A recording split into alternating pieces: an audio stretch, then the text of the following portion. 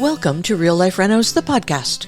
I'm your host, Karen Brown, and if we haven't met before, I'm an aging in place and accessibility strategist, as well as an educator in all things leading to a life that is independent, safe, and dignified. Today, I want to talk about why. The cause, the reason, the purpose. So many of us don't understand the reason and the purpose behind the need to live in a certain way, to think about things differently. So let's dig into a few of these, and I think you'll catch on. So many people don't understand why it's important to live in a house that's safe. You didn't ever think about that, did you? We just assume that we're safe in our homes. Well, guess what? About 78% of all preventable injury-related deaths in Canada occur in our homes. 52% of falls happen inside our homes. But guess what? Homes haven't changed in terms of how they're built in well over 50 years. What's wrong with that? If it works, why change it? Well, it's not working when all of these injuries are happening inside of our homes. Sharp angles, doorways that aren't wide enough, and stairs. Oh my gosh, I've talked about stairs so many times on this podcast. Nobody likes stairs, and yet there are stairs everywhere. Electrical outlets are placed too low. What's the reason they're located there, you might ask? Have you ever thought about why electrical outlets are placed where they are? Well, there's really not much of a reason at all. I learned several years ago from a colleague that electrical outlets, you're not going to believe this, are placed where they are because back in the day, electricians would come along, they'd have their hammer, and they'd put their hammer vertically on the floor, and they would place the electrical outlet at the top of where that hammer was. And they would just go around the room and place every electrical outlet in the same way. That way they were all the same height. So your outlets are placed dependent on the height of a hammer.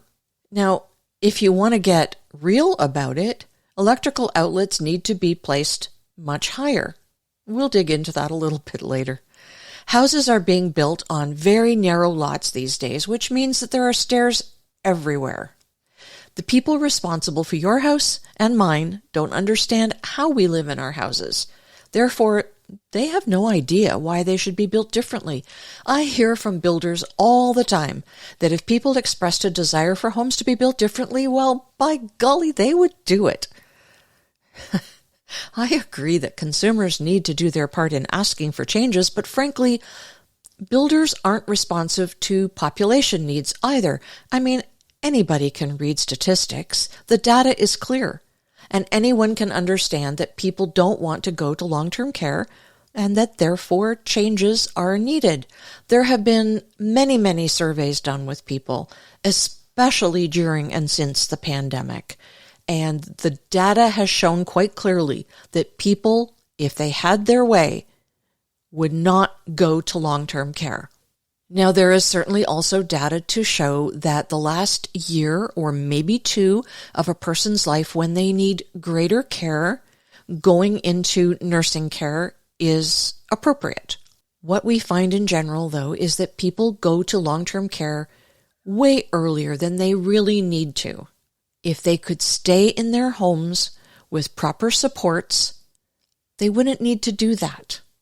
I bought a house about a year and a half ago, and I asked for changes, but I was denied because they don't want to do things differently. And this was a builder who swore up and down that they have someone on staff who works with accessibility needs and that they understand the needs of an aging population. I did ask that question, and that's what I was told. So what did I ask for? Electrical outlets to be placed higher, and I gave them the measurement. Light switches to be placed lower. I gave them that measurement too. And a roll-in shower. Yet I was denied. They just simply don't want to do anything differently. It would cost them extra time and it would cost them extra money. Well, that may be true if they did just one house that way, or 4 or 5 houses that way. But guess what? If they did them all that way, it wouldn't cost them anything extra. Every house has to have electrical outlets and light switches. So if you just put them all in a better place, it wouldn't cost anything different. Now, bathrooms. Let's talk about bathrooms for a minute.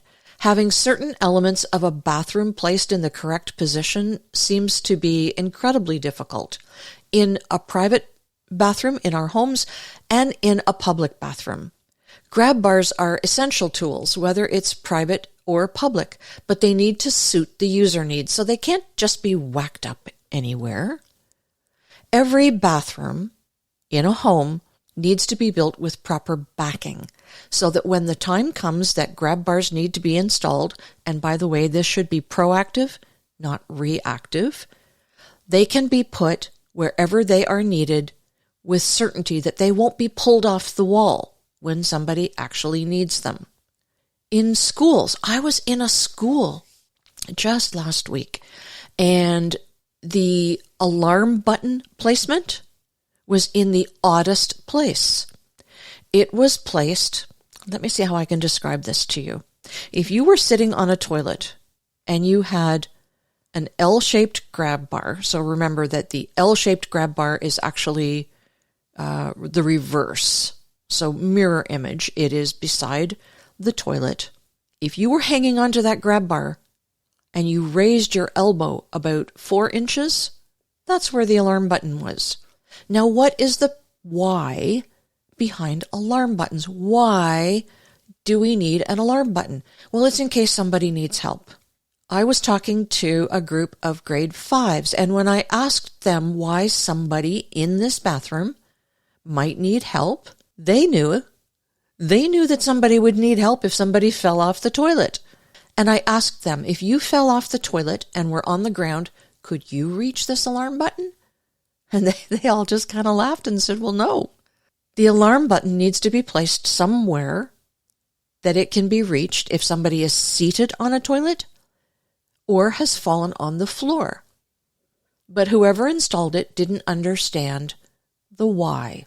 Whoever designs public bathrooms doesn't understand how they're used.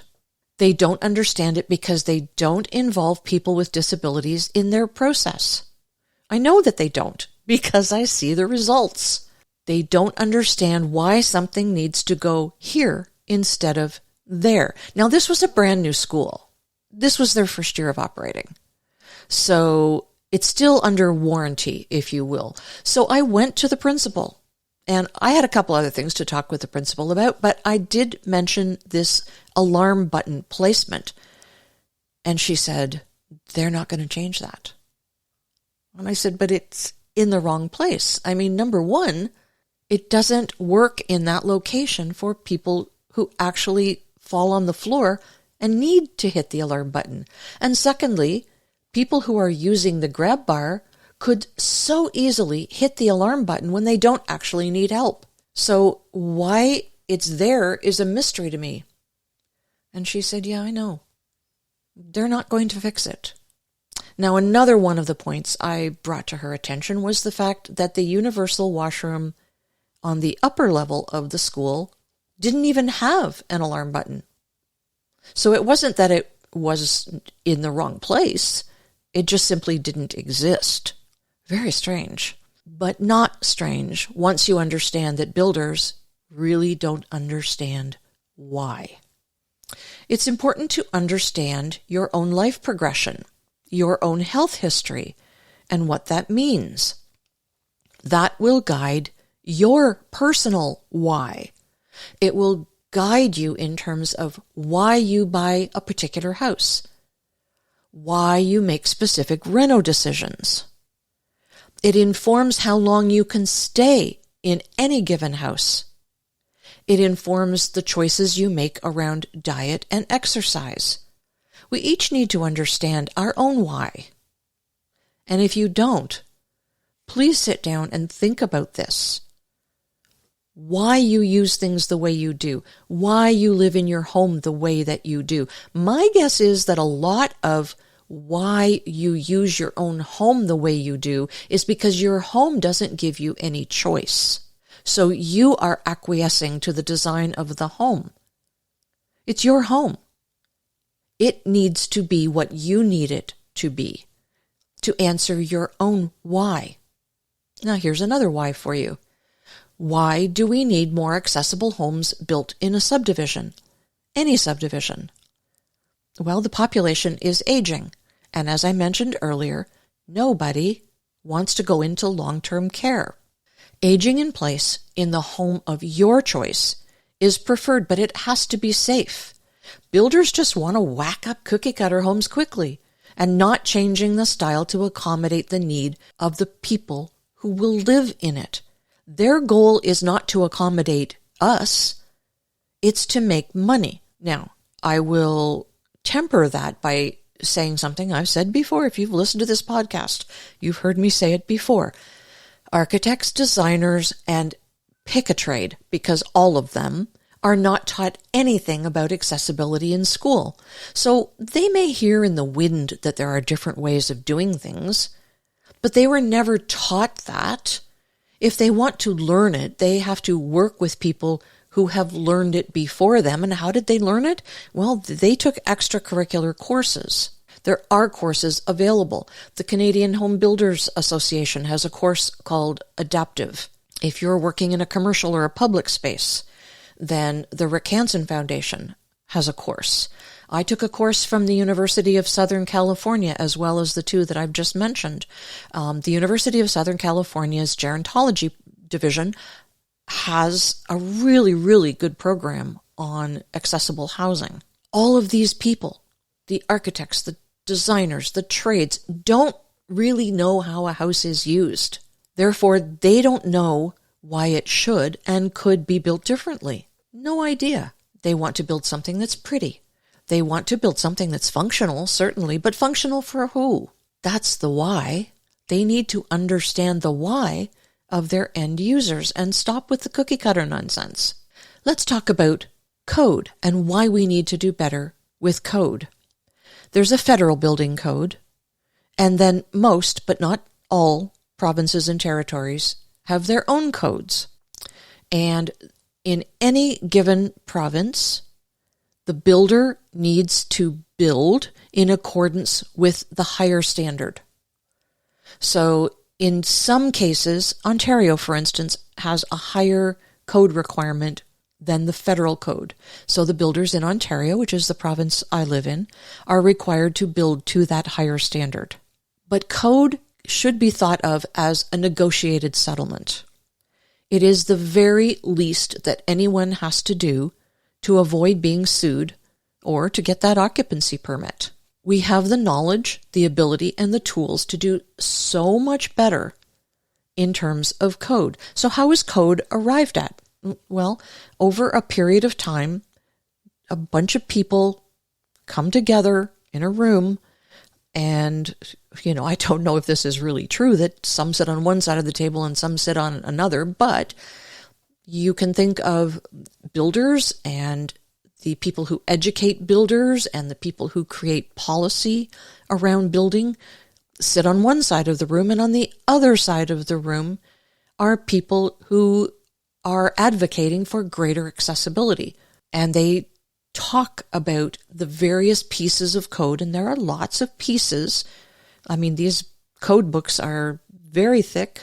They talk about these various pieces, and the people who are wanting greater accessibility try to negotiate a piece of code so that it includes a greater percentage of people who need that accessible piece to be increased. And the people on the other side of the table, the builders and so on, they try to negotiate the code to stay exactly where it is or to change very little, because any change in code means they have to be re-educated. It means they have to build perhaps differently in some cases.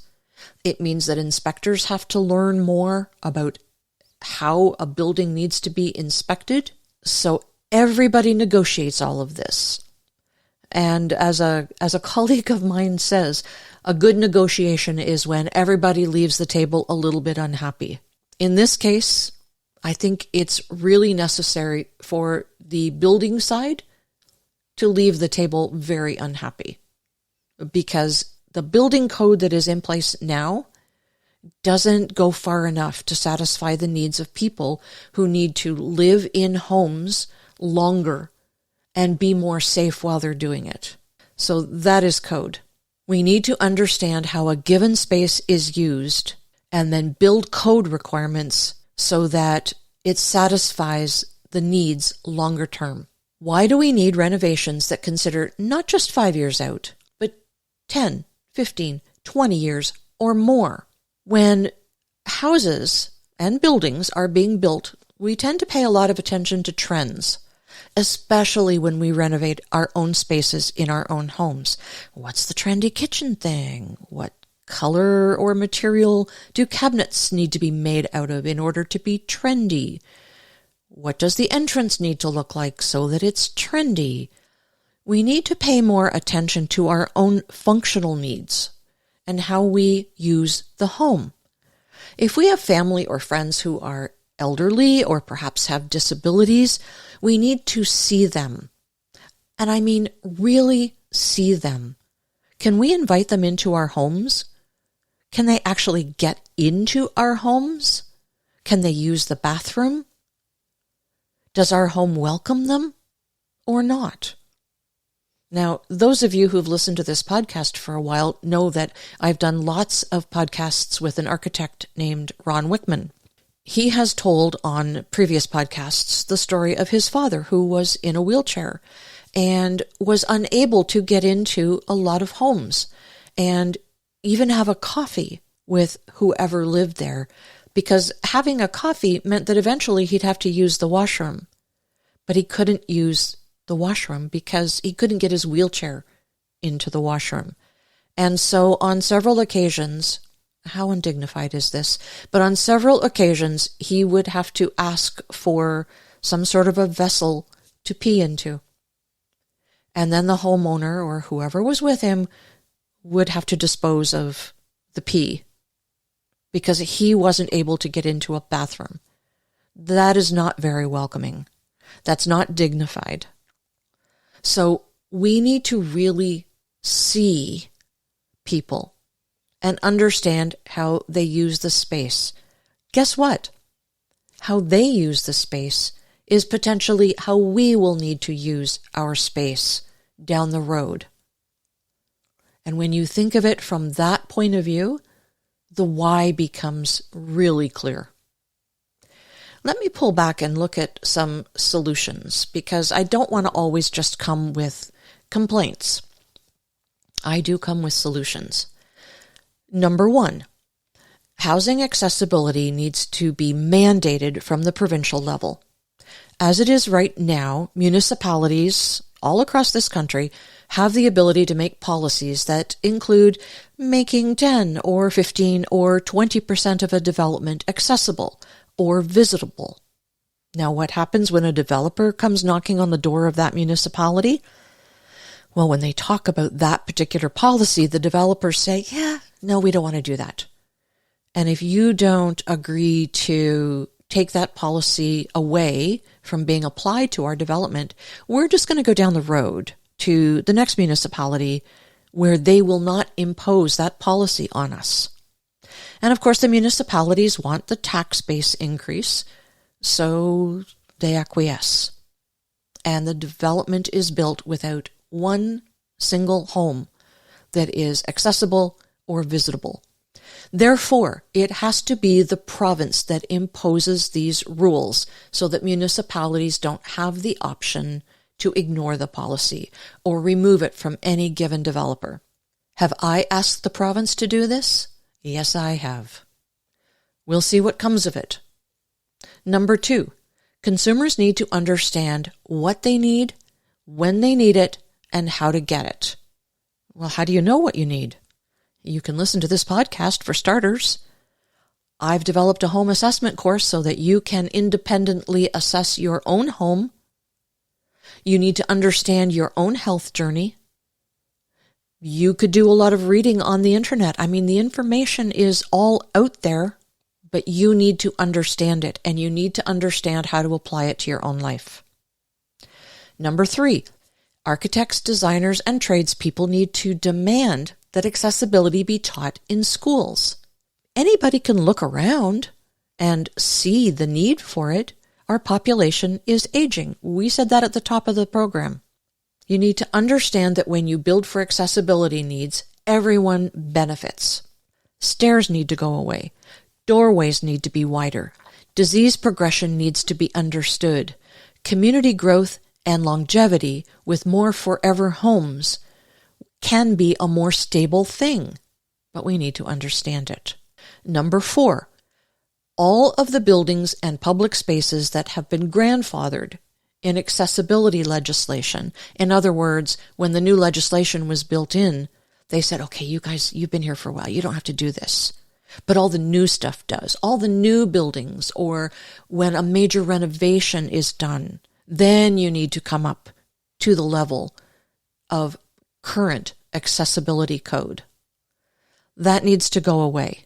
Anybody who has been grandfathered needs to be required to bring accessibility into their spaces within a reasonable time. And there needs to be government money attached to this, because it's a very expensive proposition, especially for really, really old buildings. Think of rural environments. Think of main streets in rural environments. Now, I used to live in a rural environment where the main street, maybe 3 blocks of it, were really, really old buildings that are being used for retail now. In behind are alleyways where deliveries take place. These alleyways could be made better use of and could be modified to accept both the delivery function and accessibility needs, and get more people into these businesses who have accessibility needs. As I say, though, there does need to be government money attached to this. It's really expensive to do, and we can't really expect building owners and business owners to come up with the money quickly and make this happen. So that needs to take place. My 5th and final solution is that there needs to be more government money attached to home renovations for accessibility. There is absolutely a return on investment to the healthcare system when people don't need to go into long-term care early, but can remain in the home of their choice, in the community of their choosing, and do it safely with proper supports in place. That is our Why podcast. Thank you for joining us. If you found it thought-provoking, please hit the like icon and share this episode with someone who needs to hear the message. I'm going to look forward to seeing all of you on the next episode of Real Life Renos, the podcast.